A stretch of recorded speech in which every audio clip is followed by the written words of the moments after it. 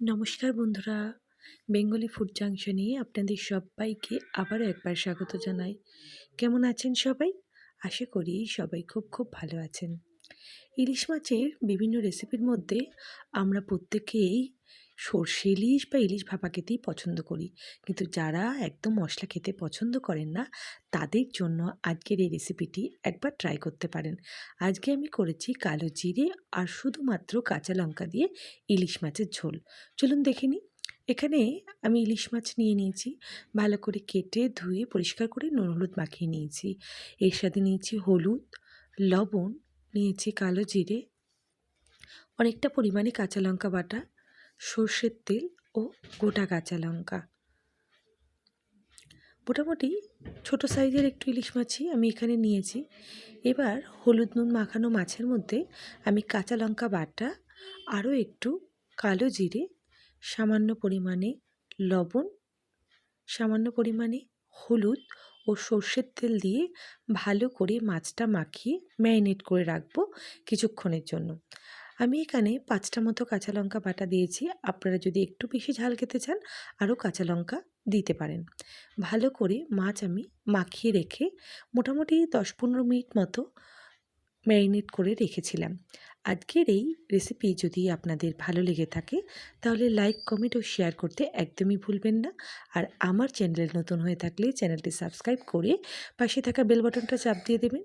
তাহলে আমি যখনই কোনো নতুন রেসিপি দেবো আপনারা খুব সহজে সেটি দেখে নিতে পারবেন।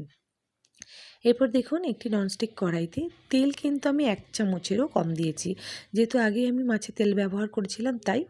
এরপর কড়াইটি গরম হয়ে গেলে আমি ম্যারিনেট করা মাছটি এর মধ্যে দিয়ে দেব।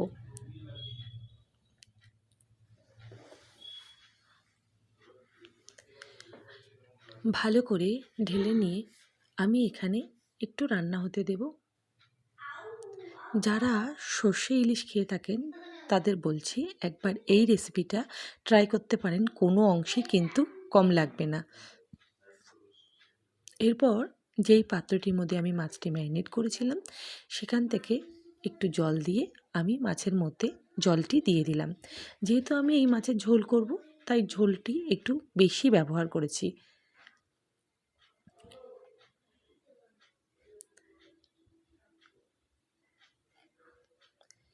খেতে কিন্তু অসাধারণ স্বাদ হয়েছিল এবং এই মাছের স্বাদ কিন্তু একদমই ভোলার নয়। আপনারা যদি কম খাটনিতে মাছ রান্না করতে চান তাহলে একবার এইভাবে ইলিশ মাছটি ট্রাই করতে পারেন। এরপর আমি ওপর থেকে কয়েকটি গোটা কাঁচা লঙ্কা দিয়ে দিয়েছিলাম। ঢাকা দিয়ে 10 মিনিট মতো রান্না করেছি, তাতেই আমাদের মাছ রেডি হয়ে গিয়েছে।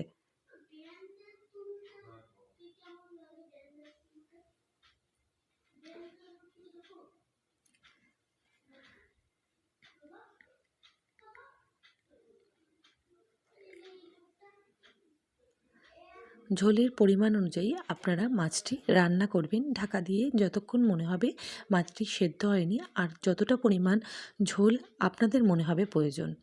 ব্যাস, আজকে আমাদের একদম সিম্পল রেসিপি ইলিশ মাছের তৈরি হয়ে গিয়েছে। ওপর থেকে একটু কাঁচা তেল আমি ছড়িয়ে দিলাম। ঢাকা দিয়ে আরও 5 মিনিট কুক হতে দেব। এরপর গরম গরম ইলিশ মাছের ঝোল সার্ভ করুন গরম ভাতের সঙ্গে। আশা করি আজকে আপনাদের রেসিপিটি ভালো লেগেছে, আর ভালো লাগলে অবশ্যই বাড়িতে একবার ট্রাই করবেন, আর কেমন হলো কমেন্ট করে জানাবেন। সবাই ভালো থাকবেন, সুস্থ থাকবেন। সবাইকে অসংখ্য ধন্যবাদ ভিডিওটি দেখার জন্য। শুভরাত্রি।